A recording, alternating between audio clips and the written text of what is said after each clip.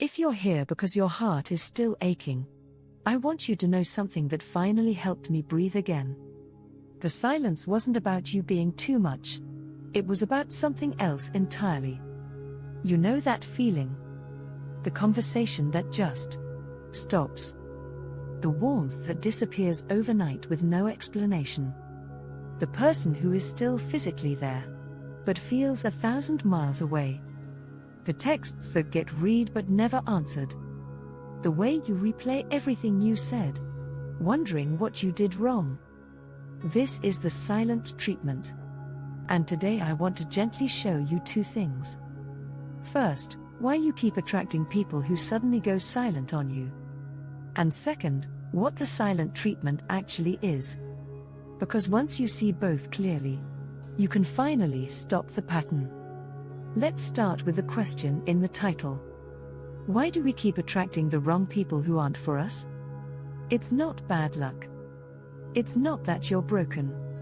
It's your attachment system quietly looking for what feels familiar. Many of us grew up with love that came and went.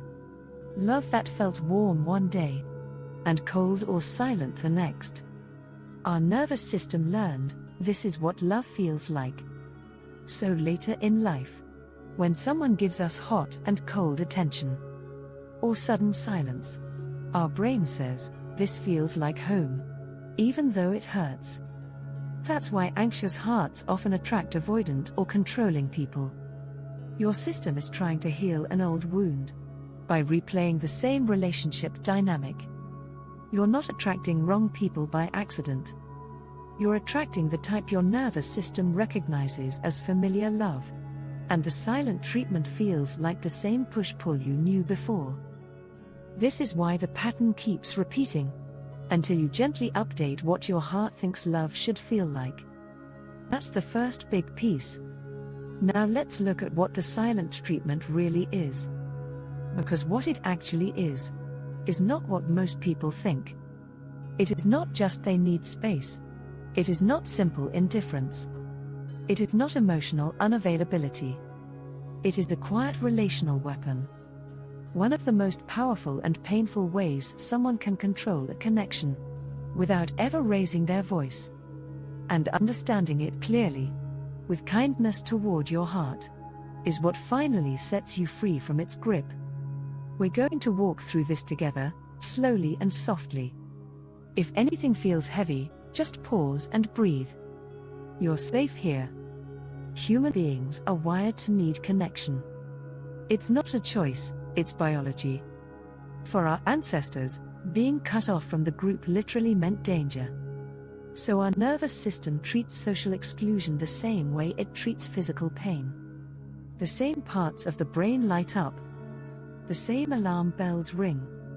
When someone you're attached to suddenly goes silent, your body doesn't just feel sad. It feels pain. Real pain.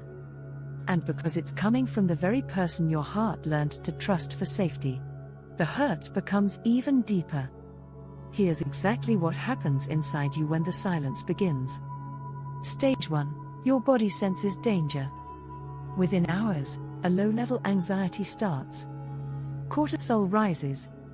Your mind begins scanning for threats. It feels like a quiet unease you can't shake. Stage 2. Your heart starts reaching. Your attachment system kicks in. You text. You try to talk. You replay conversations. This reaching isn't weakness. It's your body doing exactly what it was built to do.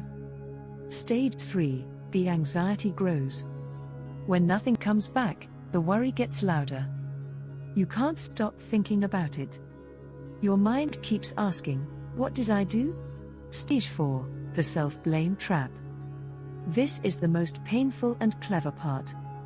Because there's no explanation, your brain looks for a cause. And the easiest place to look is you. I must have said something wrong. I must be too much. That self-blame isn't your fault. It's your nervous system trying to solve an unexplained threat. And it's exactly why the silence works so well as control. It makes you more willing to do whatever it takes to make the pain stop. Most people think the silent treatment comes from emotionally avoidant people. That's partly true. But the research shows something surprising. The people who use silence as a deliberate tool are often the ones who could talk, but choose not to. They've learned that going quiet gives them more power than arguing ever could. It's usually someone with strong narcissistic traits, or a pattern of using withdrawal to stay in control. Understanding this helps you respond differently.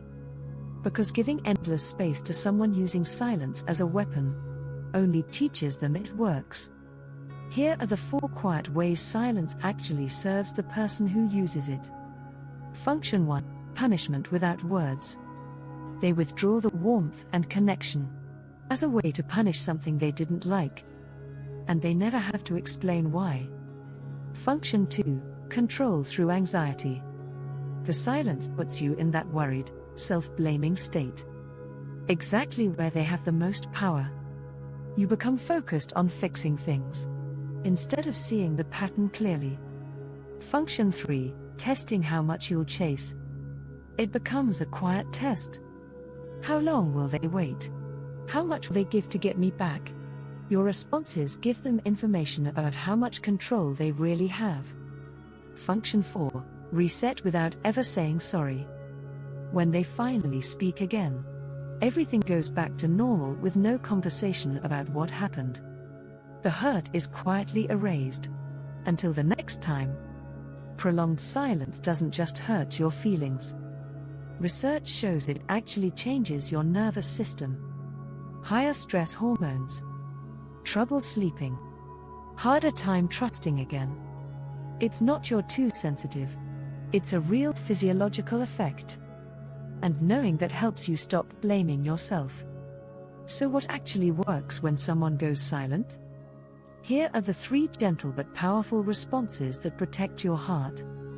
Response 1. Name the pattern, not just the feeling.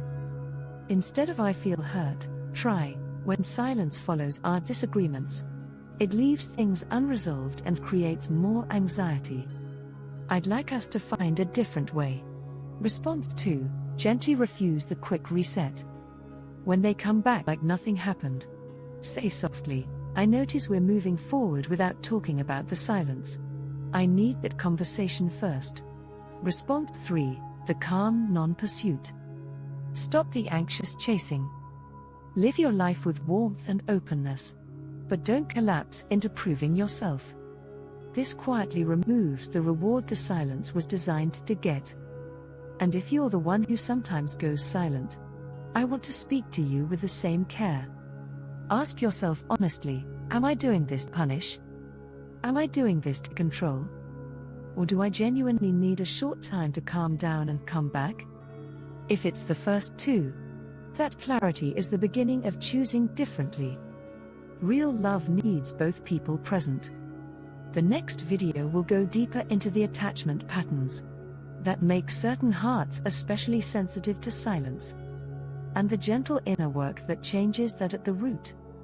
If this video gave your heart even a little clarity or relief, please do 2 small things.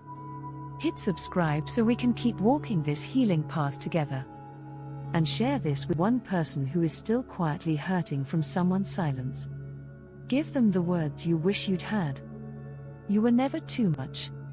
You were never the problem. You have a heart that knows how to love deeply. And that heart deserves steady, safe connection. The silent treatment is not silence. It is control wrapped in quiet. Now that you see it clearly, you can choose differently. And that choice is yours. I'm right here with you. Take all the time you need. I'll see you in the next one, whenever your heart is ready. Take care of that beautiful heart, because it was always worth protecting.